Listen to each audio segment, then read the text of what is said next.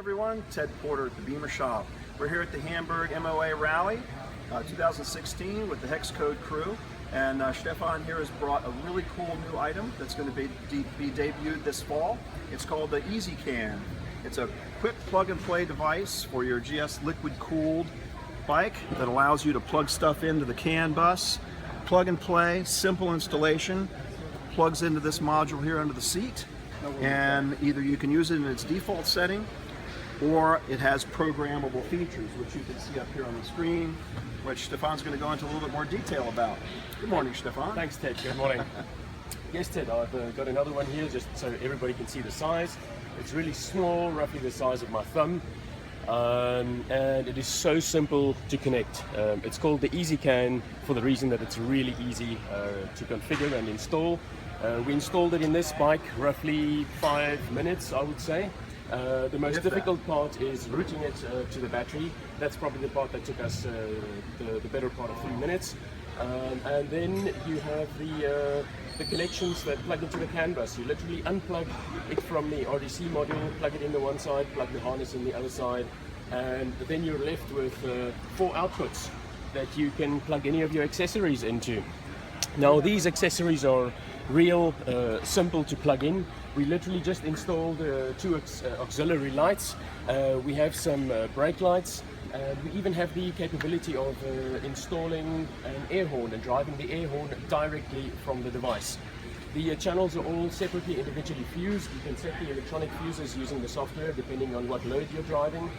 And then configuration is real simple. What's nice about it is we're integrating into the CAN bus, so we know what's happening on the CAN bus. You can have settings for low beam and high beam, brightness separately. You can even have that for day and night time different. Can you see that, Lisa?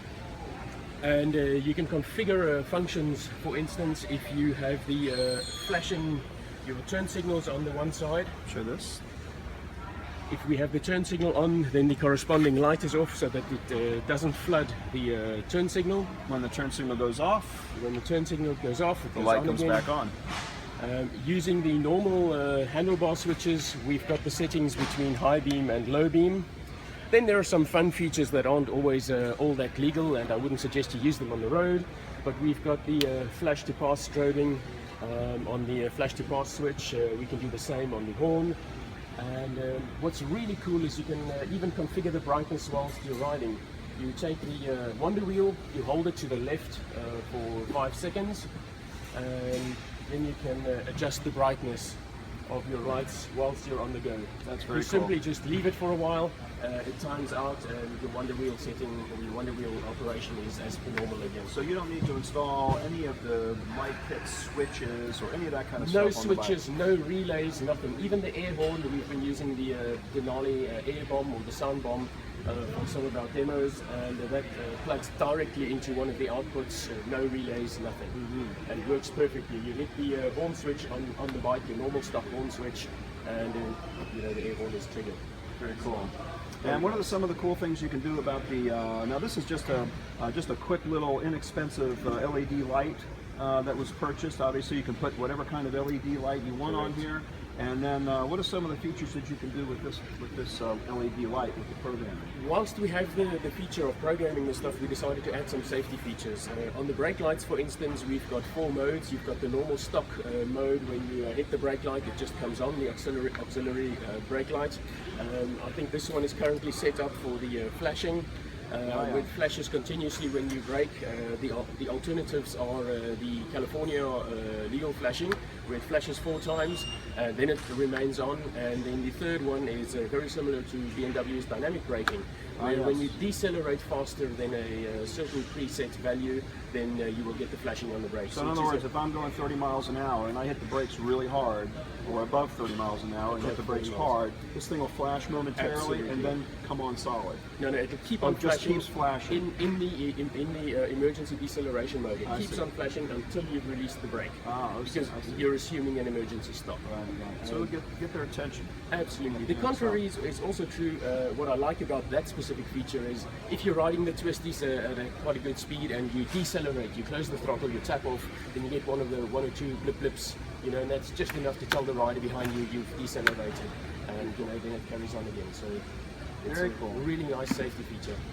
And so, can you talk briefly about some of these programming? Now, this is optional, right? I can just plug this thing in and go riding. That's right. But if I choose to, I can download this off of a website, right? Absolutely. And then it's just a very simple Windows program, and then I can change configuration right here. And it looks like it's pretty simple to use. Can you explain this a little bit? I will indeed.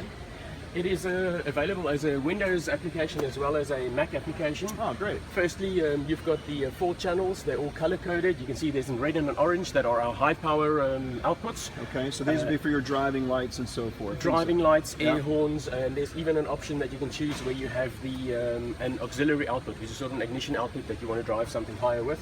Okay. The default configuration is the top one, where you've got your riding lights on the high power outputs left and right. You have got the auxiliary brake light on the yellow channel, and you've got a auxiliary ignition output on the white channel.